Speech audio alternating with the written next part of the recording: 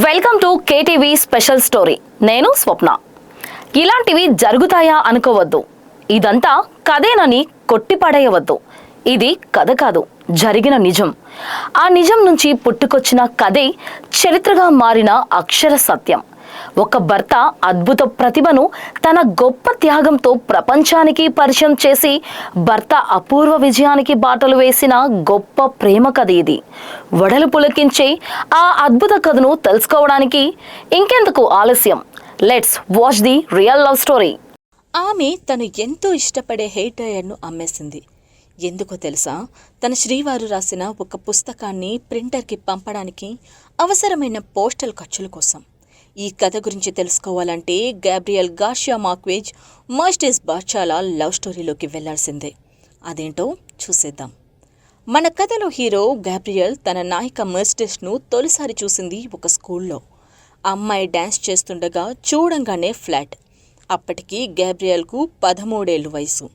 అమ్మాయిని చూసిన అబ్బాయి ఊరికే ఉండిపోలేదు. వెంటనే ఫ్రెండ్స్ దగ్గర అనౌన్స్ చేసేశాడు. ఏమనో తెలుసా? నేను పెళ్ళంటూ చేసుకుంటే ఆ పిల్లని చేసుకుంటా అని, అది పక్కాగా చేసుకుంటా అని. నిజానికి ఇదంతా మేస్టెస్కు తెలియని కూడా తెలియదు. ఆ పిల్లకి గ్యాబ్రియల్ అనే పిల్లగాడు ఉన్న సంగతి కూడా తెలియదంటే ఆశ్చర్యపోవక్కర్లేదు. సరే, ఇంతకీ ఈ గ్యాబ్రియల్ ఎవరు? అతగాడి కథేమిటో చూద్దాం.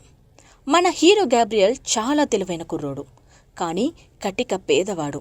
స్కాలర్షిప్ మీద చదువుకుంటున్నాడు. అటు మర్సిడీస్ను చూస్తే అన్ని సౌకర్యాల నడుమ గారాబంగా పెరుగుతూ పెద్ద స్కూల్లో చదువుతున్న అమ్మాయి. ఇద్దరికీ ఆ దశలో కుదరదని తెలిసిన గ్యాబ్రియల్ ఆ క్షణమే తను బాగా పెద్దవాడినై అప్పుడు మర్సిడీస్కు తన ప్రేమ గురించి చెప్పాలని అనుకున్నాడు. బలమైన నిర్ణయం తీసుకున్నాడు. దృఢంగా సంకల్పించుకున్నాడు. భీష్ణ ప్రతిజ్ఞ చేశాడు స్నేహితుల ముందు. అంతే, అనుకున్నదే తడువుగా జానపద సినిమాల్లో రాజకుమారుడిలా, పాతాళ భైరవిలో తోటరాముడిలా ఇల్లు ఊరు వదిలి వెళ్ళిపోయాడు. తనకు తెలిసింది రాయడం ఒక్కటే.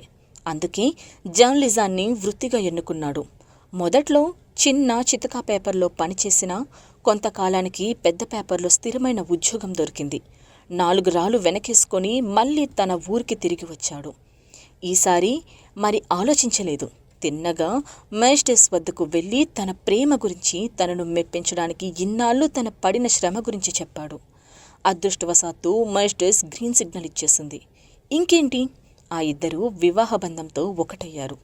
మరీ గొప్పగా కాదు గాని ఆ దంపతుల సంసారం హాయిగానే గడుస్తుంది. 2 మగపిల్లలు కూడా పుట్టారు.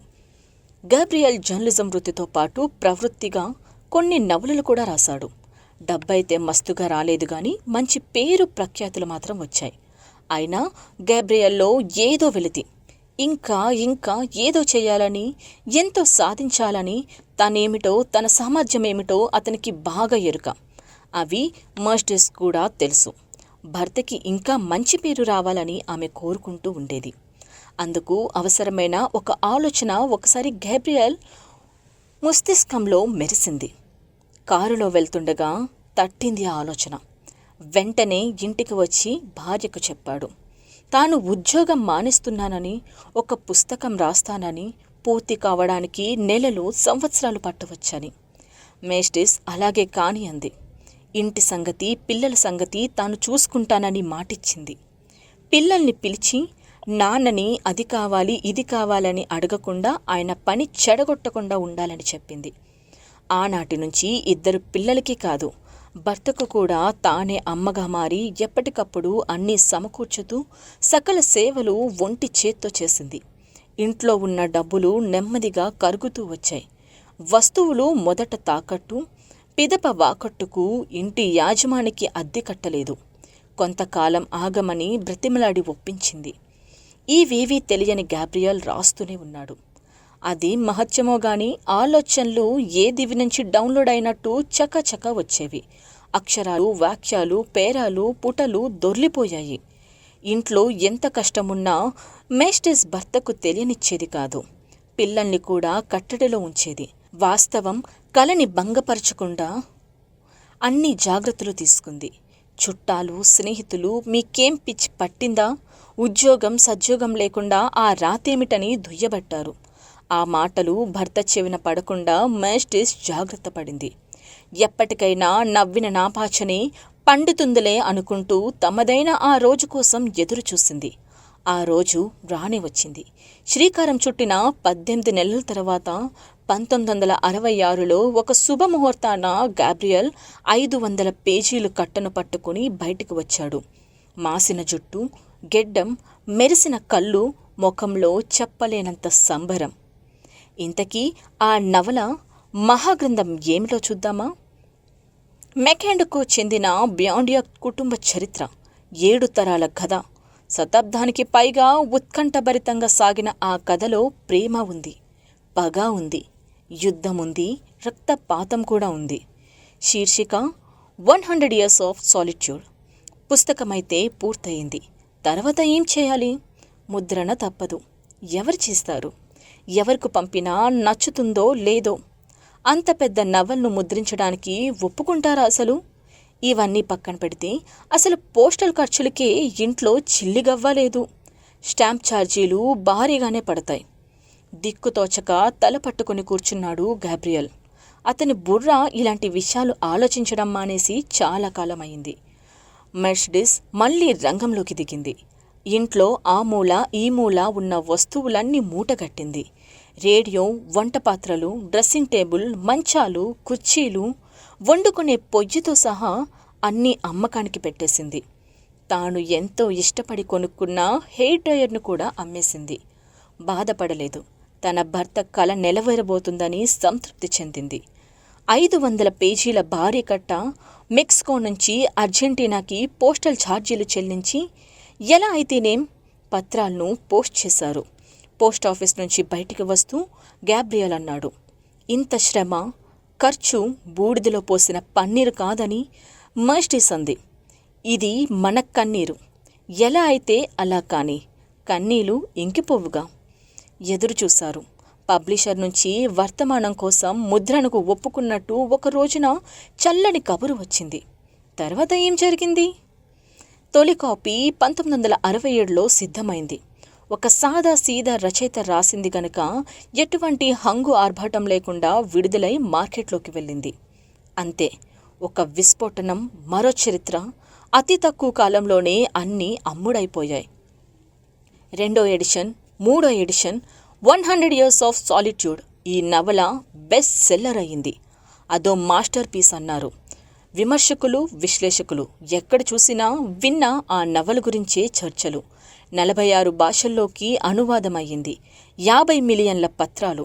ఎన్నో విశ్వవిద్యాలయాల్లో పాఠ్యాంశంగా మారింది. గాబ్రియల్కి సన్మానాలు, సత్కారాలు పరంపర. ఇంట్లో కాసుల వర్షం. జీవితమే మారిపోయింది. కార్లు, భవనాలు, విమానాలు, ప్రపంచ దేశాలకు పర్యటనలు, ప్రపంచ అత్యుత్తమ నవలలో ఒకటిగా గుర్తింపు. పరాకాష్ఠగా గాబ్రియల్కి సాహిత్యంలో నోబెల్ బహుమతి. సినిమాగా కూడా వచ్చింది. ఇంతటి ఘనతకి మూల కారణమైన ఇల్లాలు మెర్సిడెస్ను తన జీవిత పర్యాంతరం దేవతలాగా కొలుచుకున్నాడు. గాబ్రియల్ తన నవలకు నిజమైన రచయిత, సృష్టికర్త తన భార్యేనని ప్రతి సభలో సగర్వంగా ప్రకటించాడు. ఆమెను బలమైన వ్యక్తిత్వం కలిగిన స్త్రీ అని కొనియాడాడు. ఆ రోజున మెక్సికోలోని పోస్టాఫీస్లో తమ దంపతులు ఇస్తున్నది కాగితాల కట్టకు నోట్ల కట్లు బదులుగా వస్తాయని ఊహించలేదని ఆ దంపతులు చెప్పుకొచ్చారు. ఆ నవల కోసం తమ సర్వస్వాన్ని దారపోసామని తలపోసారే గాని చెల్లించిన దానికి 100 రెట్లు తిరిగి వస్తుందని అస్సలు అనుకోలేదు. అన్నీ పోయాక ఎలా బ్రతుకు వెలదీయాలని దిగులు పడ్డారు కానీ అద్భుతం తమ కోసం సిద్ధంగా ఉన్నదని కల కూడా కనలేదు. గాబ్రియల్ కలం పట్టినప్పుడు మెర్సిడెస్ కలం లెక్కేయలేదు. కాగితాలు దొర్లిపోతుంటే జీవితాలు ఏమైపోతాయని బెంగపడలేదు. పెన్నులకే ఇంట్లో ఉన్న సొమ్మంతా కరిగిపోతుంటే కనుల వెంబడి నీరొస్తున్నా పంటి బిగువున ఆపుకొని ఇంటిని కాచింది మహా ఇల్లాలు. వారి భాషలో లేదేమో కానీ కారీషుదాసి, కరుణీషు మంత్రి, భోజేషు మాతాకు మెర్సిడెస్ను మించిన సజీవ రూపం ఉంటుందా?